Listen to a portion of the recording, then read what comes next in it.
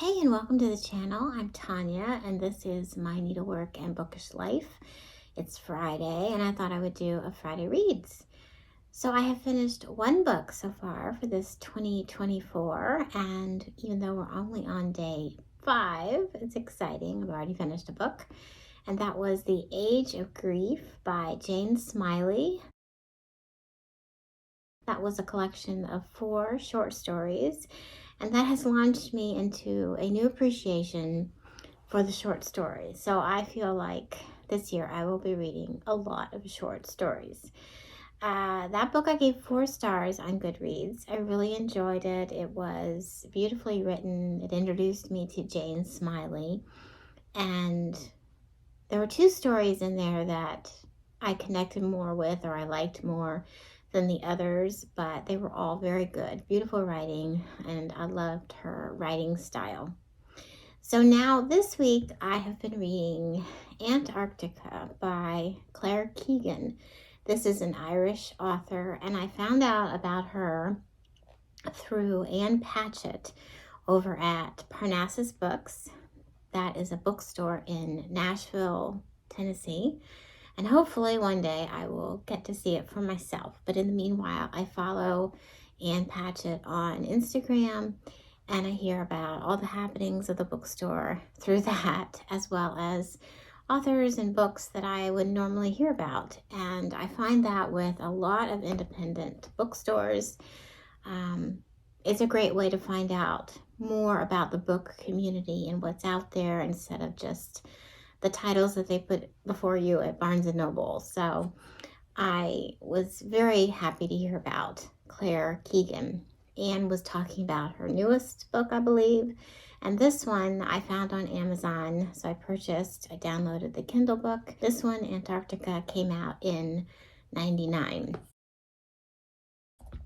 So it's older, and it is so good. So I am 70% into the book, and it has, I think, 16 short stories, and I think I have five left to read. The first story, Antarctica, the title of the book, was quite powerful, and it was a great one to launch into the book.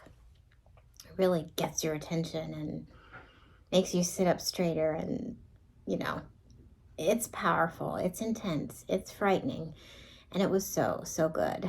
So this one is about this woman, this wife, this mother, and she gets a notion that she wants to find out what it's like to be with another guy, even though she has this good marriage, and she's gonna go check it out.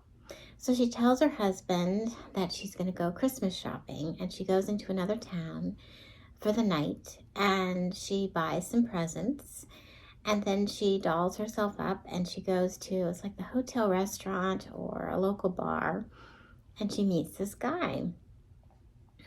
And the story goes on from there, and it is quite captivating and very intriguing, and Keegan has a way of really giving you such depth to these people that she tells you about in a short story. I mean, you're not getting a full novel about them. You're just getting, several pages about their lives, who they are. And she puts this woman in this situation, and there are so many elements that could go wrong with what this woman is doing, and it's irresponsible on so many levels, and it's dangerous. And as a reader, you're thinking, why are you doing this? I mean, this guy could kill you. This guy, who is he? I mean, you have this life. What are you doing? Why are you rocking the boat? And so the story goes on, and she continues on with this notion of, being with someone else. And the story is just about to end, and it turns. And let me tell you, it's frightening. And it was just so wild. And then it's over, because it's a short story. It's over, on to the next one. So there are several stories in here that are better than others. I mean, that's what a short story collection is. You kind of just pick and choose which ones you like best. Obviously, you will connect with others.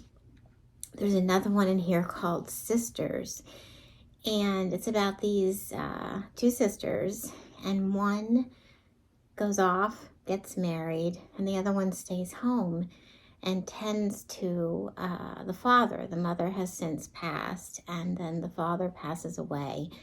And you take it that she's kind of the homely one, she's kind of the plain one, she's the hard worker, and then the sister that had left, she's pretty and likable and, you know, has all the things in life that the other sister wished she had as well. And then the affluent sister comes back to the home after quite a while being gone. She has children now. Her husband is not with her, and the two sisters are in the home that they grew up in together without the parents. They have since, you know, they're passed. And the two sisters being so different back in the familiarity of the house that they grew up in, it's really beautifully written, and you end up rooting for one sister other than the other. And the way it ends, it's so good. I mean, it's like, and it ends, it's like a sharp finish, and it's comical in ways, and there's revenge but not. I mean, it's so good. So each story either is sad or funny, or there's different elements. There's another one in here, and I think it's called Love in the Tall Grass, and it's this single woman, and she has this doctor pay her a visit. And then the doctor keeps attending to her even when she's not sick and visiting with her. And he's married. And then like 10 years passed and they're still in this relationship. And it's just the two of them and then the wife who's in the background. And it's just an interesting mix of relationship story there. So they're just all so very good. So very good. And they, not every one of them, but they seem to have a theme of happening at the end of a year or around a holiday time or at the beginning of the new year. And I thought it was providential that I picked it up because, again, it's the beginning of the year, so it's kind of apropos to read it at this time of year. So this is so very good. So I'll probably finish this one tonight or tomorrow. So I started my book journal for the year, and there I am in the vat of coffee. It's a spiral, blank lined pages, so you can do what you want. And I put some stickers. These are from Amazon, all on this page. And then on the first page, I have my reading challenge for GOODREADS, which I picked 52 books this year. Normally, I like to read 80 to 100 books a year, but I felt like after last year, I didn't want to aim too high. I didn't want to epic fail too badly. So 52 books for the year, I can definitely surpass that to get me going, just 52. And then for each month, I like to pick a book that I liked the most, and I'll jot that down. And then I have these little tabs that I got off Amazon, and you can unpeel them. You know, they're reusable. But these mark off the month for me, so I put the month on there. And then I just write about the book and my thoughts and what have you. So, and how many stars that I give it and all that. It's very simple, but it works for me. I do still use GOODREADS all the time, and I write reviews on there, and I find it very helpful. So having that in addition to a journal is just enough for me to record what I read. Sorry, I left you hanging. I finished my video, and then I was gonna finish it off. And then I went to lunch with my mom and Nancy. And then when I got back, I had to get right back to work. So work is done for the day. I'm poop-de-dooped. I'm going to read some on my Kindle and then decide what we do about dinner. The age-old question, what's for dinner? It's Friday, so probably will be pizza. Have a good weekend.